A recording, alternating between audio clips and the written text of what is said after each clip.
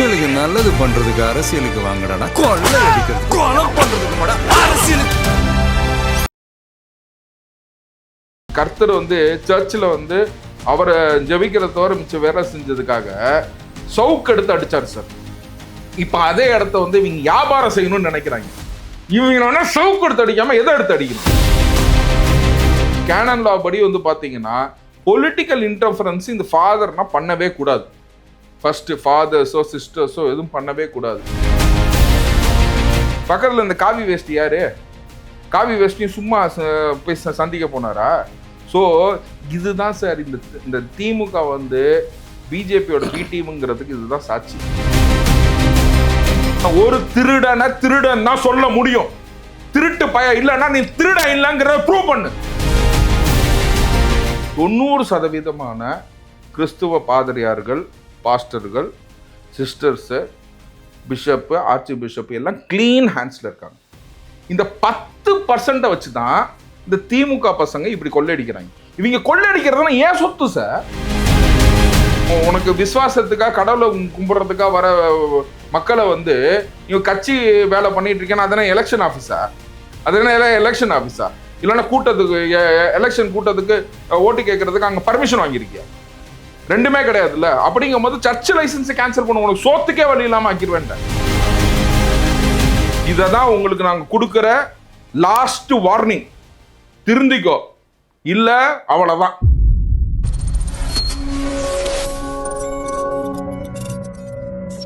Colour கண்ணாடி voice நேயர்களுக்கு வணக்கம். இன்று நம்மோடு இருப்பவர் வழக்கறிஞர் ஆரோக்கிய சதீஷ் அவர்கள்.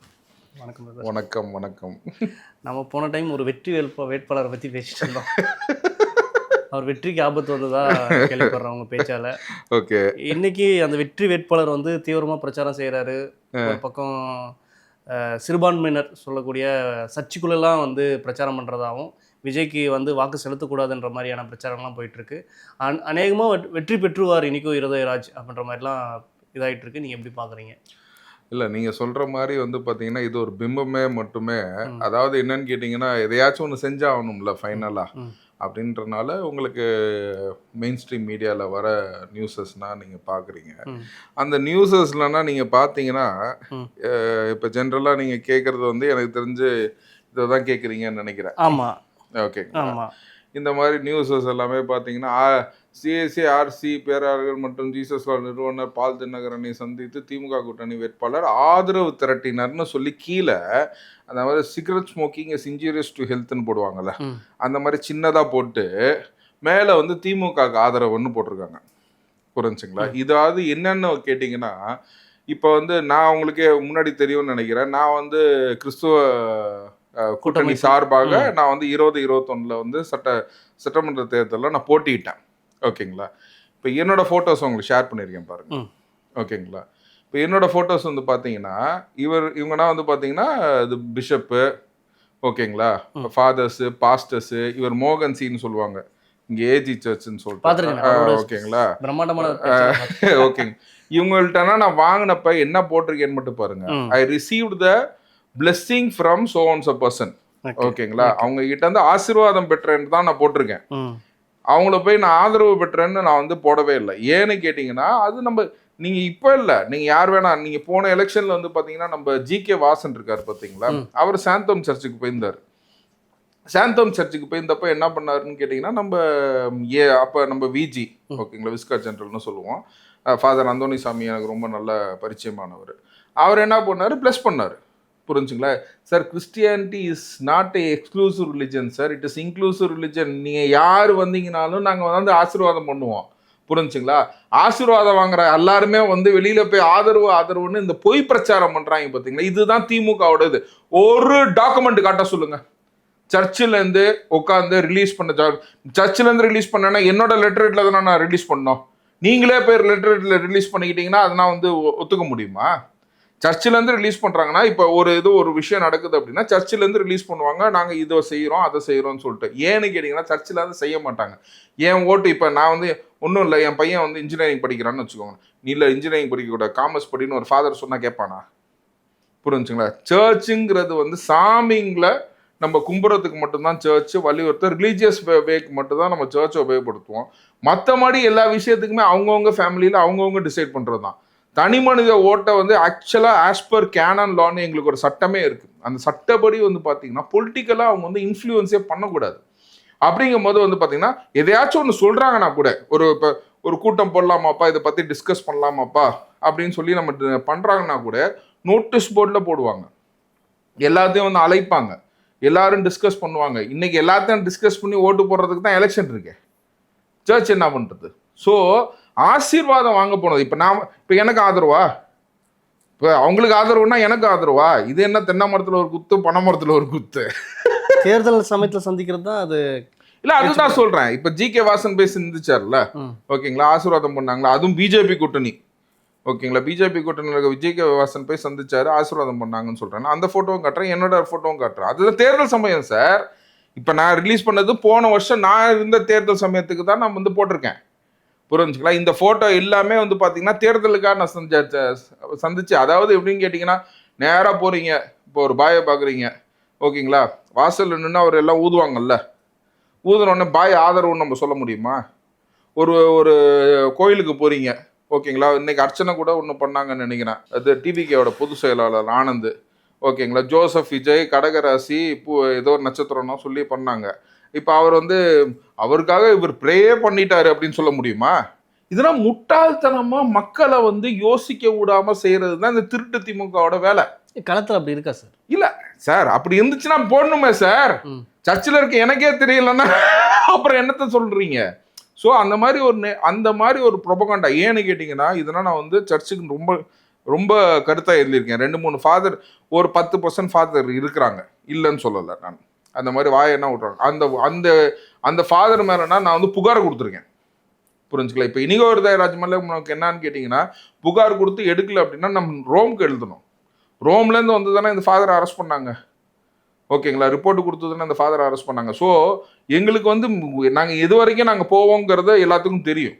ஸோ இது கேனன் லா படி வந்து பார்த்தீங்கன்னா பொலிட்டிக்கல் இன்டர்ஃபரன்ஸ் இந்த ஃபாதர்னா பண்ணவே கூடாது. ஃபர்ஸ்ட் ஃபாதர்ஸோ சிஸ்டர்ஸோ எதுவும் பண்ணவே கூடாது. அதே மீறி ஒரு 10% நீங்கள் சொல்கிற மாதிரி செய்கிறாங்க, ஓகேங்களா, எல்லாருமே கிடையாது. இது வந்து பொய் பிரச்சாரம். இது வந்து பார்த்துட்டு வந்துட்டு ஆதரவுன்னு சொல்கிறது இது பொய். சில இடத்துல என்ன ஆகுதுன்னு கேட்டிங்கன்னா, பாஸ்டர்ஸ்க்குனா காசை கொடுத்து 1 லட்ச ரூபா இதெல்லாம் வந்து நடக்குதுங்கிறாங்க, ஓகேங்களா. திருச்சியிலேருந்து எனக்கே ஃபோன் வருது, ஓகேங்களா, பாஸ்டருக்கு வந்து 1 லட்ச ரூபா கொடுத்து. ஏன்னா ஒரு பாஸ்டர் அந்த சர்ச்சில் வந்து பார்த்தீங்கன்னா 100 பேர் இல்லைன்னா மினிமமாக சொல்கிறேன் ஒரு 200 பேர் இருப்பாங்க அந்த சர்ச்சில். அந்த 200 பேரை நீங்கள் ஒரு இடத்துல கூட்ட முடியுமா? கூட்டம் வாய்ப்பே கிடையாது. இப்போ அந்த 200 பேரை கூட்டுறதுக்கு அந்த பாஸ்டருக்கு வந்து 1 லட்ச ரூபா மினிமமாக கொடுக்குறாங்கண்ணா இனிகோ ஹிருதயராஜ் அப்படின்னு ஒரு கேள்வி. இது எனக்கு ஆதாரம் இல்லை, இது எனக்கு கேள்விப்பட்டது மட்டும் தான் நான் சொல்கிறேன். 1 லட்ச ரூபா வாங்கிட்டு அந்த பாஸ்டருக்குன்னா இந்த மாதிரி பண்ணுறாங்க, இந்த 19ஆம் தேதி இந்த மாதிரி பண்ண போகிறாங்க அப்படின்னு. அந்த மாதிரி வந்து ஒரு விஷயம் வந்துச்சுன்னா நான் எல்லாத்தையும் என்ன சொல்லியிருக்கேன், இன்டிமேட் பண்ணியிருக்கேன், எல்லாம் வீடியோவில் எடுங்க, ஓகேங்களா. யார் அந்த மாதிரி பேசுகிறாங்களோ இந்த மாதிரி வீடியோவில் எடுங்க. வீடியோவில் எடுத்து எலெக்ஷன் கமிஷனில் கொடுத்து, புரிஞ்சுங்களா, எல்லாத்தோட சர்ச் லைசன்ஸையும் கேன்சல் பண்ணணும். சர்ச்சில் என்ன சார் ப்ரொபகண்டா எங்கே நீங்கள் பண்ணணும், புரிஞ்சுங்களா. உனக்கு விசுவாசத்துக்காக கடவுளை கும்பிட்றதுக்காக வர மக்களை வந்து நீங்கள் கட்சி வேலை பண்ணிட்டு இருக்கேன்னா அதனால் எலெக்ஷன் ஆஃபீஸா? அதனால எலெக்ஷன் ஆஃபீஸா? இல்லைன்னா கூட்டத்துக்கு எலெக்ஷன் கூட்டத்துக்கு ஓட்டு கேட்கறதுக்கு அங்கே பர்மிஷன் வாங்கியிருக்கியா? ரெண்டுமே கிடையாதுல்ல. அப்படிங்கும் போது சர்ச் லைசன்ஸை கேன்சல் பண்ண உனக்கு சோத்துக்கே வழி இல்லாமல் ஆக்கிடுவேன், சோத்துக்கே வழி இல்லாமல் ஆக்கிடுவேன். அதனால தான் எல்லாத்துலேயும் சொல்லியிருக்கேன், ஒன்றும் கவலைப்படாதீங்க, யாராச்சும் அந்த மாதிரி பேசுனாங்கன்னா வீடியோ எடுத்துருங்க.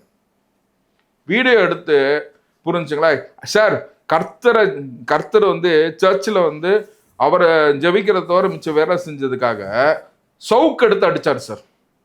இப்போ அதே இடத்த வந்து இவங்க வியாபாரம் செய்யணும்னு நினைக்கிறாங்க. இவங்க சவுக்கு எடுத்து அடிக்காம எதை எடுத்து அடிக்கணும்?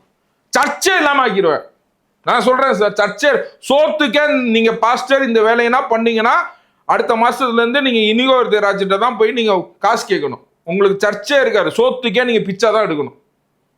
நான் வந்து நீங்க எப்படி வேணா எடுத்துக்கலாம், நான் வந்து சட்டப்படி செயல்படுவேன். ஏன்னா எலெக்ஷன் நடத்திட்டு இருக்கும் போது உங்க சர்ச் வந்து ரிலீஜியஸ் இன்ஸ்டிடியூஷனா மட்டுமே பயன்படுத்த வேண்டும். அதை விட்டுட்டு நீங்க வந்து வேற ஏதாச்சும் வேலையை செஞ்சீங்க அப்படின்னு தெரிஞ்சிச்சுன்னா, ஒரு மொபைல் இன்னைக்கு 1000 பேர் 1000 கண்ணு சுத்தி இருக்குது.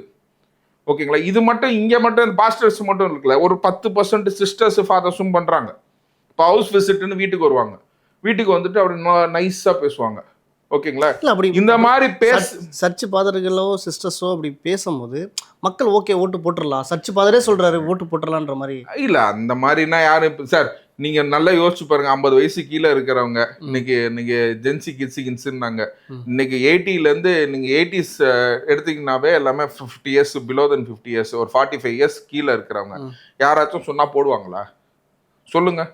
ஒருத்தனை வந்து இந்த வேலை செய்யணும், இது பண்ணணும், இது ஓட்டு போடணும்னா செய்வாங்களா? இன்னைக்கு சொன்னாலும் செய்ய மாட்டாங்க 100%. பட் ஆனால் என்னன்னு கேட்டிங்கன்னா இவங்க செய்கிறதே தப்புங்கிற.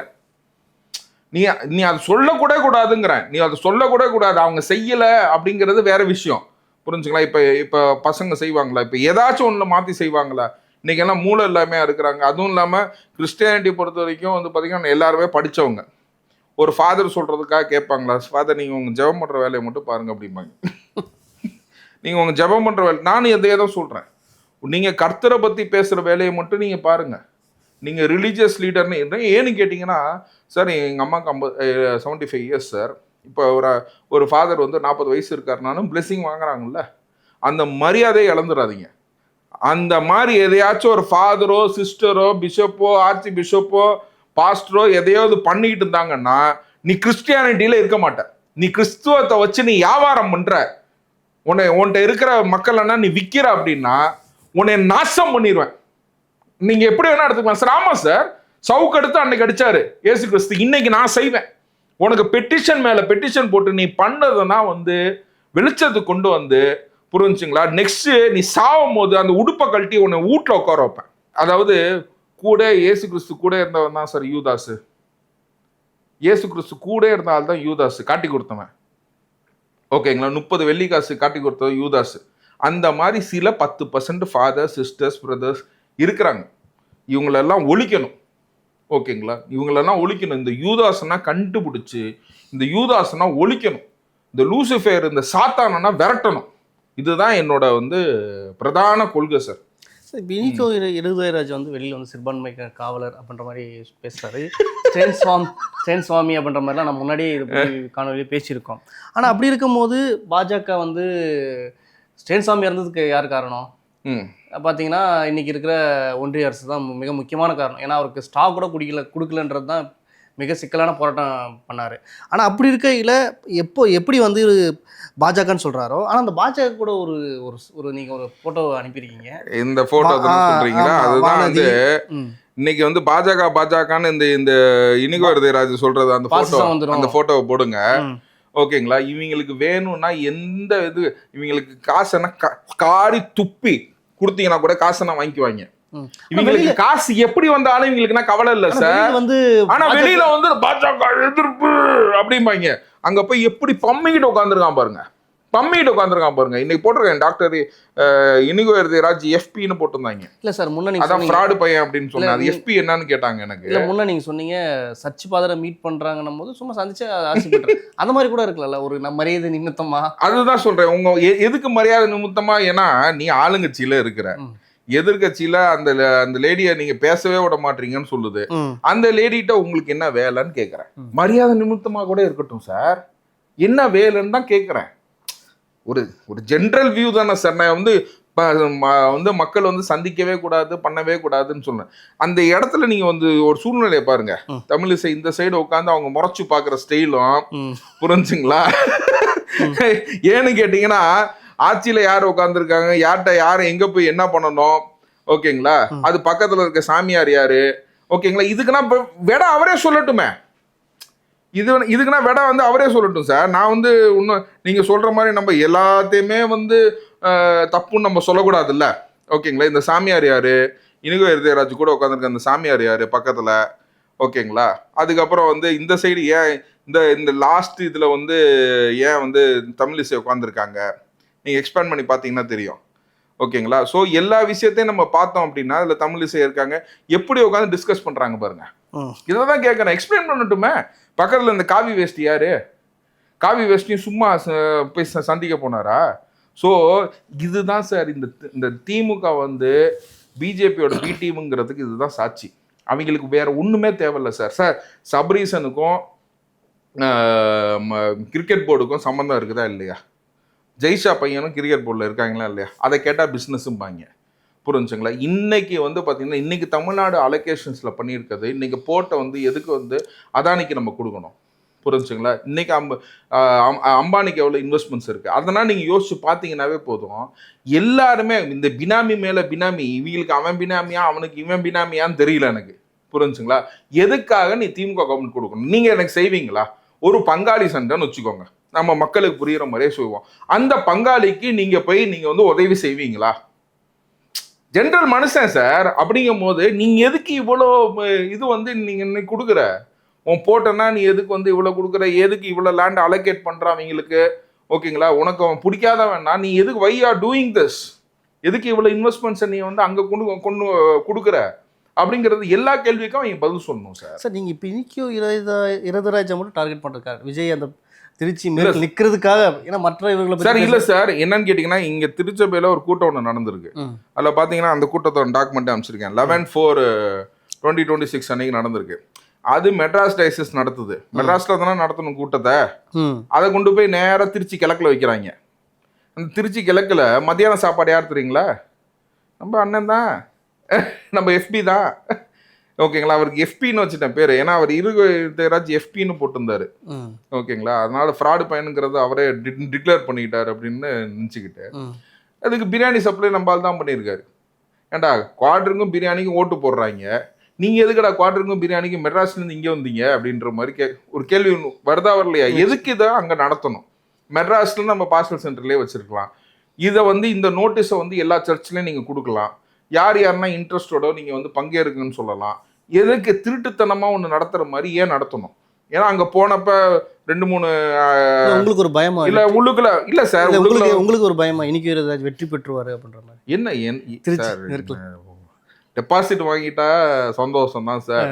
வாங்கினா நான் தான் ஒன்னே ஒன்று சொல்கிறேன், நீ செஞ்ச பாவத்துக்கு இருக்கிற 4 முடியும் வலிச்சுட்டு, ஓகேங்களா, வேளாங்கண்ணியில் போய் கடலில் முக்க போட்டு, ஓகேங்களா, வேளாங்கண்ணி மாதாட்ட மன்னிப்பு கேட்டு சம்பாரித்த கொள்ளையடிச்ச சொத்தை என்ன கொண்டு வந்து திரும்ப சர்ச்சுக்கு கொடுத்துட்டு நீ போயிரு, உன்னை தொடவே மாட்டேன்.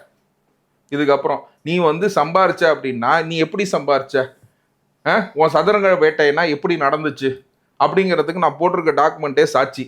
புரிஞ்சுங்களா? அதுக்கு உனக்கு திராணி இருக்குதா? நான் உனக்கு திராணி இருந்தால் எதனா எக்ஸ்பிளைன் பண்ணேன். உனக்கு திராணி இருந்துச்சுன்னா எதனா எக்ஸ்பிளைன் பண்ணேன். இப்போ நம்ம போடுற வீடியோ என்ன பார்த்தீங்கன்னு வச்சுக்கோங்களேன், அப்படியே ஸ்ப்ரெட் ஆகிட்டே இருக்குது, ஃபாலோ ஆகிட்டே இருக்குது. ஓகேங்களா? எல்லா இடத்துக்கும் போய் ரீச் ஆகிட்டே இருக்குது. ஓகேங்களா? நம்ம சேனலில் எல்லா சேனலில் போட்டதும் பார்த்தீங்கன்னா ஒரு இன்ஃப்ளேஷனில் போகிற வீடியோ வந்து இந்த இனிகோ இருதராஜ் வீடியோ தான். அதனால தான் அது பார்ட் 2 ஒன்று போடுங்க. பார்ட் 2 ஒன்று போட்டு அண்டர்ஸ்டாண்டிங் பண்ணுறதுக்காக பார்ட் 1 வந்து டிஸ்கிரிப்ஷனில் கொடுத்துருங்க. இல்லை மக்கள்கிட்ட இந்த மாதிரி விஷயங்கள் எப்படி ரிசீவ் ஆகிருக்கு சார்? இல்லை நல்ல ரிசீவ் ஆகிருக்கு சார். ஆக்சுவலாக வந்து பார்த்தீங்கன்னா இன்னொன்று சொல்கிறேன், இந்த இனிகோ இருதராஜோட தங்கச்சி வந்து ஒரு ஸ்கூலில் டீச்சரோ ஸ்கூலில் வேலை செய்கிறாங்க. ஓகே, அவங்க போய் ஓட்டு கேட்க போகிறாங்க. அது எந்த விதத்தில் நியாயம்? ஆக்சுவலாக வந்து நீங்கள் வந்து ஒரு எக்ஸிக்யூட்டிவ்ல ஒர்க் பண்ணீங்கன்னா நீங்கள் ஓட்டு கேட்கக்கூடாது, தெரியுமில்ல சார்? புரிஞ்சுங்க. அந்த மாதிரி பார்த்தீங்கன்னா இப்போ ஸ்டெல்லா மெரிஸ் நான் இன்னொரு காணொலியில் கூட போட்டிருந்தோம்.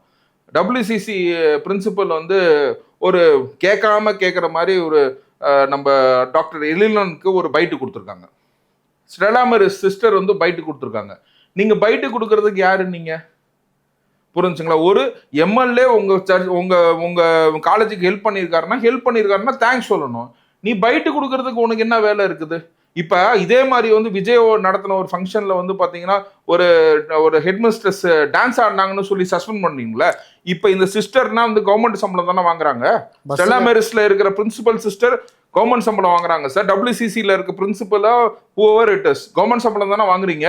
இவங்களெல்லாம் எப்போ நடவடிக்கை எடுக்க போறாங்க? எஜுகேஷன் இன்ஸ்டிடியூஷன் இவங்க மேல நடவடிக்கை எடுக்கணும், இவங்களை வேலையை விட்டு தூக்கணும், சஸ்பெண்ட் பண்ணணும். ஏன் இந்த மாதிரி செஞ்சீங்க? who has authorized to give a bite? Byte எப்படிங்க கொடுக்கலாம் ஒரு கேண்டிடேட்டுக்கு? ஒரு எலெக்ஷன் நடக்கும்போது it's an unfair election process.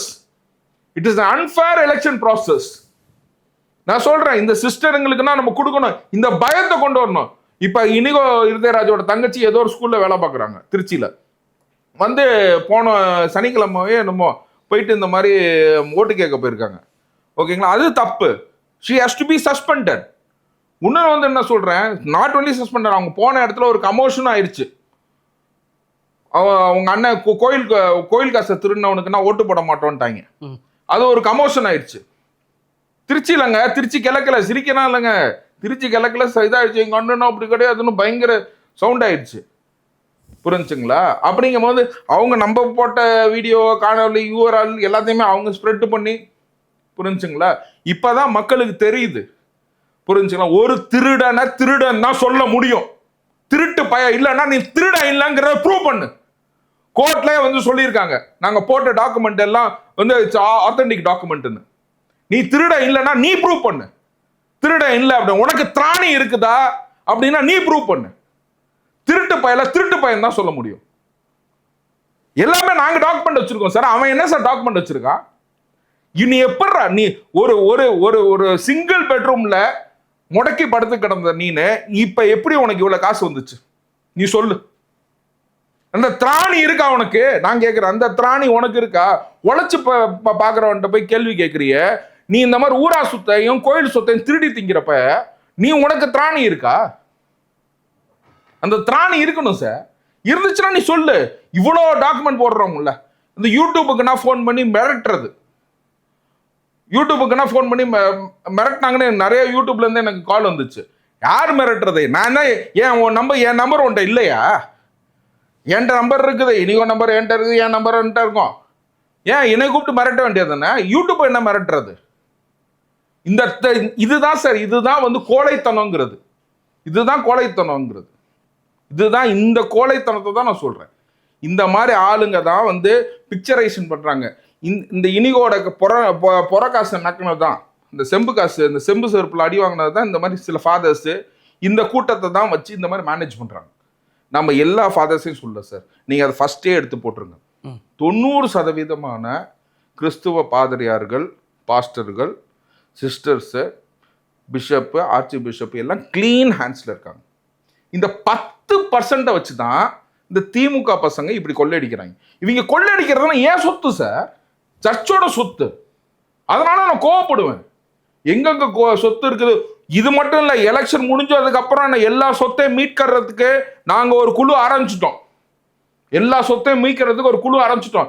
நீங்க வித்ததுனா நாங்கள் எடுப்போம்டா பின்னாடி, நீங்க வாடகை விட்டதுனா நாங்கள் பிடுங்குவோம்டா. இதெல்லாம் நாங்கள் செய்யாம விட மாட்டோம். இதெல்லாம் பத்தி ரைட் பண்ணிக்கிட்டே இருப்போம். It will hit the Rome like anything. இங்க இருக்கிற ஆர்ச்சி பிஷப் இதுக்கு ஆக்ஷன் எடுக்கல அப்படின்னா, இது மட்டும் இல்லை சார், ஒரு காலேஜ், சில காலேஜ்ல எவ்வளவுக்கு இங்க சீட்டு போகுது கிறிஸ்தவ கல்லூரியில? ஒரு பிகாம் சீட்டு இல்ல எவ்வளவு ஆவரேஜா போகும் தெரியல சார், எனக்கு அது ஐடியா இல்ல. ஓகேங்களா? ஒரு இன்னைக்கு பிகாம் சீட்டு 5 லட்ச ரூபா 10 லட்ச ரூபான்னு சொல்லி வாங்குறாங்க சார். எல்லா கல்லூரியும் நான் கிறிஸ்துவ கல்லூரியை பத்தி தான் பேசுறேன். இங்க இருக்கிற சென்னை நகரங்கள்ல. ஓகேங்களா? அது எல்லாம் இன்னைக்கு ஸ்கூல் எல்கேஜி சீட்டு 2 லட்சத்துக்கு 3 லட்சத்துக்கு விற்கிறாங்க. இந்த மாதிரி இவங்களுக்குன்னா புரோக்கர் தேவை. இந்த மாதிரி புரோக்கருங்க தான் வந்து இந்த மாதிரி ஆளுங்களை உருவாக்குறாங்க. இந்த மாதிரி சில கருப்பு ஆடுங்களை கண்டுபிடிச்சு அந்த யூதாசுகளுக்குனா வந்து பாத்தீங்கன்னா சவுக்கடி கொடுக்கப்படும். சாவும் வரை சவுக்கடி கொடுக்கப்படும். அவங்க மரணத்துல கூட அவர்கள் திருடன் என்று கல்லறையில் எழுதப்படும். அந்த அளவுக்கு நாங்க வந்து வேலை வைப்போம் சார். இததான் உங்களுக்கு நாங்க கொடுக்கிற லாஸ்ட் வார்னிங். திருந்திக்கோ, இல்ல அவ்வளவுதான் அப்படிங்கிறத நான் பதிவு செய்யறேன் சார். சார், விஜய்க்கு எந்த மாதிரியான ஆதரவு இருக்கு கிறிஸ்துவ மக்கள் கிட்ட? சார், கிறிஸ்துவ மக்கள், முஸ்லிம் மக்கள், ஹிந்து மக்கள் அப்படின்றத நான் பிரிச்சே பார்க்கல சார். புரிஞ்சுங்களா? விஜய்க்கு மக்கள் தான் சார். ஒரு கான்ஸ்டியூஷன் நீங்க எடுத்தீங்கன்னா, இப்ப நாங்க போராடுறோம், அதாவது எங்களுக்கு ஒரு ரெப்ரசன்டேஷன் கொடுங்கன்னு தான் நான் கேட்டோம். அதாவது நாங்கள் ஒரு 10% இருக்கோமா, எங்களுக்கு 10% சீட்டு கொடுங்க. ஓகேங்களா? அவங்க ஒரு 5-6% இருக்காங்களா, அவங்களுக்கு ஒரு 5-6% சீட்டு கொடுங்க அப்படிமா. அப்படின்னு பார்த்தீங்கன்னா டிவிகேல வந்து கிட்டத்தட்ட 13 முஸ்லீம் கேண்டிடேட் சீட்டு கொடுத்துருக்காங்க. கிறிஸ்டியன் கேண்டிடேட்ஸ்க்கும் வந்து ஆவரேஜாக எங்கள் பாப்புலேஷனுக்கு உண்டானதை ப்ரொபோஷனேட்டாக வந்து சீட்டு கொடுத்துருக்காங்க. மற்றபடி வந்து கிட்டத்தட்ட ஒரு 200 சீட்டை வந்து ஹிந்து பிரதர்ஸ் நிற்கிறாங்க. அப்படிங்கும் போது பார்த்தீங்கன்னா it makes a very good ஒரு ப்ராக்ரெசிவ் பீரியட் சார். அப்படிங்கும் போது கிறிஸ்துவ ஓட்டு, முஸ்லீம் ஓட்டு, எல்லா ஓட்டுமே விஜய்க்கு தான். அதாவது நல்லவங்கன்னா போடுவாங்க சார், கெட்டவங்கன்னா போடாதீங்கடா. நீங்கள் கெட்டவங்களா இருந்தால் போடாதீங்கன்றேன். ஓகேங்களா? நல்லவங்க எல்லாமே வந்து விஜய்க்கு நல்ல ஒரு பாசிட்டிவான ஒரு எனர்ஜி இருக்குது. ஏன்னு கேட்டிங்கன்னா சின்ன பசங்க மேலே நஞ்சு இருக்காது சார். நம்ம ஸ்கூல் படிக்கும் போது பார்த்தீங்கன்னா நமக்கு நான் காலேஜ் ஃப்ரெண்ட்ஸோட ஸ்கூல் ஃப்ரெண்ட்ஸ் பார்த்தீங்கன்னு வச்சுக்கோங்களேன், எந்த விதமான எதிர்பார்ப்பு இல்லாமல் பழகும். நிச்சயமா நிச்சயம். இப்போ என் ஸ்கூல் ஃப்ரெண்டு சில பேர் டாக்டர்ஸாக இருக்கிறாங்க, ஓகேங்களா, யூஎஸில் இருக்கிறாங்க, இதில் இருக்கிறாங்க, அதில் இருக்காங்க, அந்த மாதிரி நிறைய பெரிய பெரிய பணக்காரங்கன்னா இருக்கிறாங்க, பெரிய பெரிய இண்டஸ்ட்ரீஸ் ஓனர்ஸ்னா இருக்கிறாங்க, ஓகேங்களா. பட் ஆனால் நம்ம ஸ்கூல் படிக்கும் போது பார்த்தீங்கன்னா எல்லாருமே ஒன்றா பழகிருப்போம். அதாவது காலேஜ் படிக்கும் போது கூட ஒரு சின்ன டிஃப்ரென்ஸ் வரும். அந்த மாதிரி இன்னைக்கு ஸ்கூல் பசங்கன்னா வந்து விஜய் மாமாக்கு ஓட்டு போடுன்னு கேட்குறாங்க பாருங்க, அப்படிங்களா. அப்படின்னா ஒரு கள்ளம் கபடம் இல்லாத உள்ளத்துல கூட வந்து விஜய் இன்னைக்கு நுழைஞ்சிருக்காருங்கிறத இதுல பதிவு செய்யறேன். ஓகேங்களா. இந்த இந்த அந்த அந்த உள்ளத்துக்கே அவர் போயிட்டாருங்கும் போது கண்டிப்பா வந்து நம்ம மக்கள் வந்து நல்ல மக்கள், ஓகேங்களா, நல்ல ஒரு ஆதரவை கொடுப்பாங்க, ஓகேங்களா, அப்படின்னு சொல்லி நான் வந்து நிறைய தகவலை பகிர்ந்துட்டு மற்றொரு போய் சந்திப்போம். நன்றி, வணக்கம். நன்றி, வணக்கம்.